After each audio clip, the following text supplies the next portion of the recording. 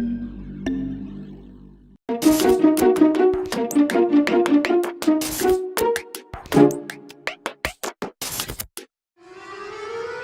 Vita?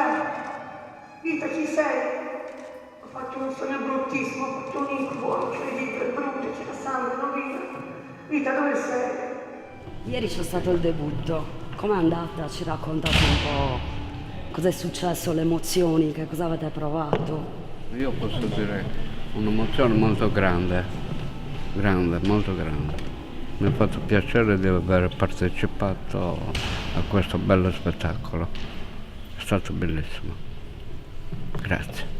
Siamo senza parole. Un bellissimo viaggio che ancora non si è concluso e penso che si concluderà molto bene, siamo molto contenti.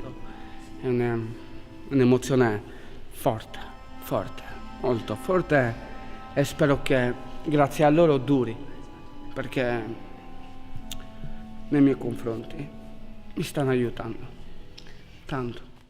È bellissimo lavorare insieme con loro. Ogni giorno diamo il massimo di noi stessi e mi auguro che queste piccole pietre che noi siamo diventiamo montagne. Grazie. Per le montagne che diceva il mio amico, lo dobbiamo ringraziare a Davide Iodio che l'ha seduto, il nostro regista, che l'ha seduto, il nostro regista. Cosa vi aspettavate e a che cosa siete arrivati? Noi veniamo dall'ignoto e andiamo verso l'ignoto.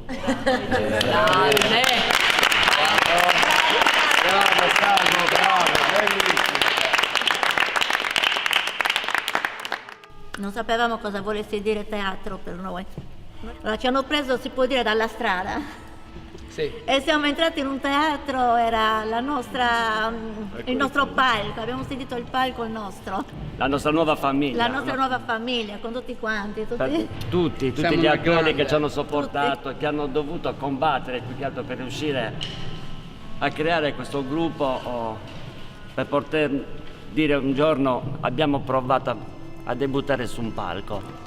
Mamma, ho fatto un bel sogno, sì, perché stavo regalando un sorriso alla gente. Prima di conoscere loro non avevo questo coraggio di togliere questo talento che ho. Io, col mio lavoro che svolgo, voglio regalare il sorriso alle persone che io non ho mai avuto.